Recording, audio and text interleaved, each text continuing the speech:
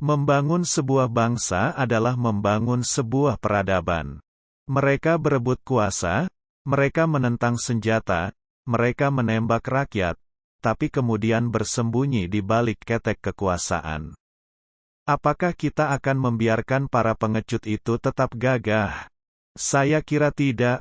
Mereka gagal untuk gagah. Marsina adalah sebuah cermin perlawanan buruh dalam bibit tumbuhnya gerakan buruh. Aku harus tenang walaupun takut. Untuk membuat semua orang tidak takut. Normal, sebagai orang, ya pasti ada takut.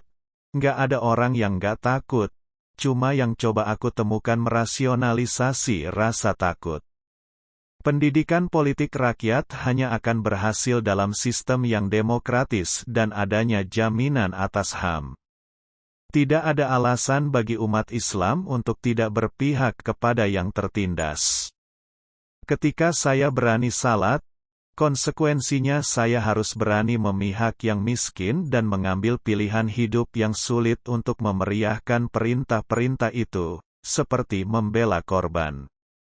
Mereka hanya ada di baju, tapi dalam tubuh mereka adalah sesuatu kehinaan. Sesuatu yang tidak bertanggung jawab, yang mereka akan bayar sampai detik manapun. Sistem Kamnas adalah sebuah sistem melingkupi kebijakan dan tentang bagaimana negara membangun kerangka melindungi kepentingan nasional. Secara umum gerakan buruh terbagi menjadi dua. Gerakan buruh praktis dan gerakan buruh politis. Aparat keamanan harus bertindak efektif, proporsional, dan profesional, bukan tidak bertindak dengan alasan takut dituduh melanggar HAM.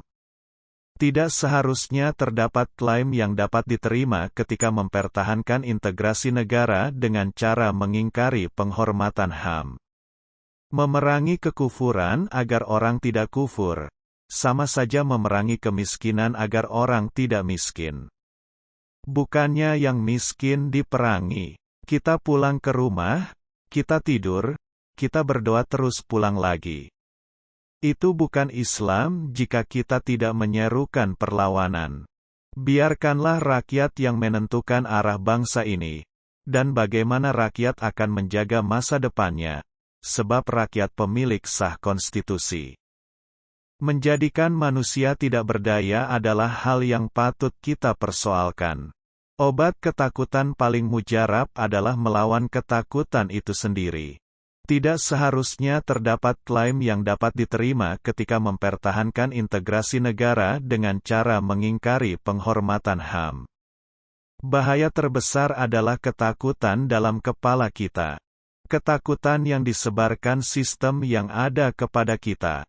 Ketakutan inilah rintangan terbesar dalam perjuangan. Setiap orang yang dilahirkan merdeka, memiliki hak dan martabat yang sama.